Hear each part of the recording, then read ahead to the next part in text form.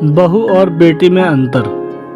उत्तर प्रदेश के गांव की रहने वाली जिया गाजीपुर के एक बड़े व्यापारी का बेटा अरुण के साथ उसका विवाह हुआ।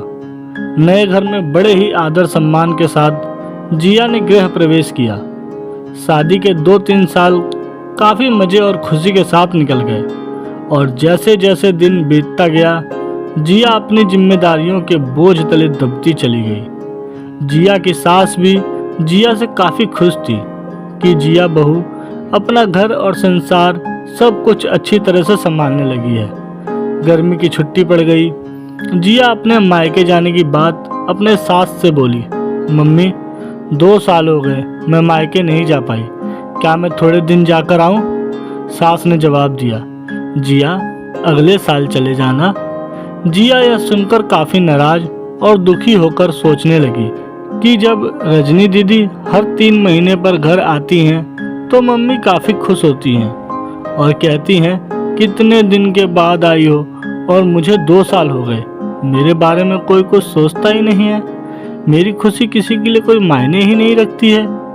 और क्या मैं दिन भर इन लोगों को खाना बना के खिलाती रहूं, घर का सारा काम करती रहूं क्या? मेरी यही ज़िंदगी है। और जिया अपने कमरे में आंसू की धारा समेटे दाखिल हुई। शाम को रजनी दीदी आने वाली है, देखना मम्मी कितना खुश होती हैं। खाने के अलग अलग फरमाइशों की लड़ी लगती रहेगी कि कभी रजनी दीदी के लिए समोसा बना दो, कभी पालक पनीर बना दो, तो कभी बिरयानी। मैं इतना क्यों सोच रही हूँ, करना तो मुझे ही है, तो चलो किचन में अभी से ही तैयारी में लग जाऊँ। यह सोच ही रही थी कि तभी सास ने आवाज़ दी, जिया जल्दी नीचे आओ, देखो रजनी आई है। जिया अपने चेहरे पर मुस्कान लिए अपने दुख को अंदर एक कोने में दबाए अपनी ननद का स्वागत करती है। कैसी हो भाभी? रजनी जिया से बोली। अच्छी हूँ दीदी, और घर में सब कैसे हैं? अच्छे हैं। अच्छा, हमारे जीजा जी कैसे हैं? रजनी शर्माते हुए कहती है, वह भी अच्छे हैं भाभी। अच्छा दीदी आप बैठो, मैं नाश्ता बनाकर लाती हूँ। नहीं नहीं भाभी, कुछ मत बनाओ, मैं अभी घर से नाश्ता करके आई हूँ और भाभी केवल 2-3 घंटे ही रहूँगी क्योंकि सास की तबीयत ठीक नहीं है। आपके जीजा जी उन्हें लखनऊ दिखाने गए हैं, तो वो बोले तुम अकेली यहाँ क्या करोगी, एक काम करो तुम अपने मायके जाकर सबसे मिलकर चली आओ। सो मैं आ गई, मुस्कुराते हुए रजनी ने जवाब दिया। अच्छा दीदी रुको, मैं खाना बना देती हूँ, आप खा भी लीजिएगा और जीजा जी और आपके सास के लिए खाना भी बांध कर दे दूँगी। अरे भाभी मेरे साथ बैठो, बातें करो, शाम तक मैं चली जाऊंगी, खाना तो बनता ही रहेगा। तभी जिया की सास ने जिया से कहा, तुम एक काम करो, रजनी के साथ बैठो, बातें करो, मैं कुछ बनाती हूँ। जी नहीं मम्मी जी, मैं बनाती हूँ, आप दीदी से बात कीजिए। तभी रजनी ने कहा, कोई बात नहीं, आप खाना बनाओ और मैं आपसे बातें करूँगी, थोड़ी मदद भी हो जाएगी, यह ठीक रहेगा। क्यों माँ? जिया की सास बोली, यह भी सही है। जिया और रजनी किचन में प्रवेश करती हैं और काफ़ी देर हंसी मजाक करते करते खाना भी तैयार हो जाता है। रजनी खाना खाने के बाद शाम को अपने घर चली जाती है।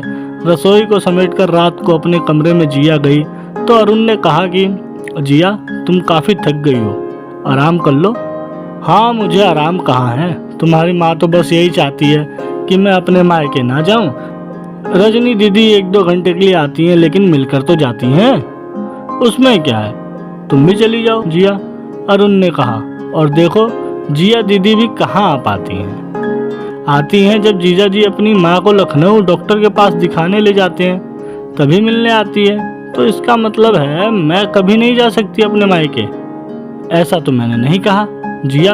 अच्छा तुम शांत रहो, मैं कल माँ से बात करता हूँ, तुम अपने मायके चली जाना, ठीक है? तुम तो रहने दो। गुस्सा करते हुए जिया सो जाती है। सुबह उठकर जिया अपने काम में रोज की तरह लग जाती है। दोपहर में शर्मा आंटी जिया की सास से मिलने आती हैं और काफ़ी देर तक बातें करती रहती हैं। तभी शर्मा आंटी जिया की सास से पूछती हैं कि रजनी की माँ ये बताओ कि बहू और बेटी में क्या फ़र्क समझती हो? जिया इस सवाल के जवाब का इंतज़ार कर रही थी कि मम्मी जी का इस पर क्या जवाब होगा। जिया की सास ने मुस्कुराते हुए बोला, बेटी कैसी भी हो पर वह मीठी होती है, बहू नमक की तरह नमकीन होती है। यह सुनते ही जिया निराश हो जाती है और दिल भी काफ़ी दुखी हो जाता है। शर्मा आंटी चली जाती हैं। काफ़ी देर तक जिया यही सोचती है कि मैंने मम्मी के साथ ऐसा क्या बुरा किया है, मम्मी मेरे बारे में ऐसा क्यों सोचती हैं। और वो अब घर में निराश रहने लगती है। निराश जिया को देखकर एक दिन जिया की सास ने पूछा, जिया यहाँ आओ, तुमसे किसी ने कुछ कहा है क्या, या अरुण ने कुछ बोला है क्या। कुछ नहीं मम्मी जी, जिया की आवाज़ में दर्द था। जिया की सास ने अपने पास बिठाकर पूछा, नहीं तुम बताओ जिया क्या हुआ है। जिया की आंखों में आंसू भर आए और सास को सारी बात बता दी कि कैसे आंटी से आप बेटी और बहू में फ़र्क बता रही थी। ओह, तो यह बात सुनकर तुम नाराज हो गई, बस इतनी सी बात। अरे जिया, मैंने कहा बेटी मीठी होती है, वह चाहे कितनी भी गलती करे उसकी गलती नज़र ही नहीं आती है। वह गुड़ की तरह मुंह में घुल जाती है और खाने में अगर मीठा ना हो तो कोई फर्क नहीं पड़ता है। और बहू नमक के समान इसलिए है क्योंकि खाने में अगर नमक ना हो तो खाना बेस्वाद होता है। खाने में नमक मिलने पर हम जो खाना खाते हैं उसी समय नमक के हम कर्जदार बन जाते हैं। ठीक उसी तरह तुम मेरे लिए वही नमक हो। मैं अपने स्वार्थ के लिए तुम्हें कहीं नहीं जाने देती हूँ क्योंकि तुम्हारे न रहने पर घर सूना सा लगता है। तुम इस घर को संभालती हो, इसलिए हम तुम्हारे कर्जदार हैं। जिया सारी बात समझ जाती है और अपनी सास के गले लिपटकर रोने लगती है। शाम को अरुण जब घर आता है तो अपनी माँ से कहता है कि माँ, जिया अपने मायके जाना चाहती है एक दिन के लिए। जिया तपाक से बोल उठी, नहीं नहीं, मुझे नहीं जाना है, मैं चली गई तो खाने में कोई स्वाद नहीं रहेगा। अरुण को कुछ समझ नहीं आया कि कल रात मायके जाने के लिए मुझसे कह रही थी, अचानक से इसे क्या हो गया। अरुण सोचने लगा कि इन औरतों को समझना मर्दों के बस के परे है।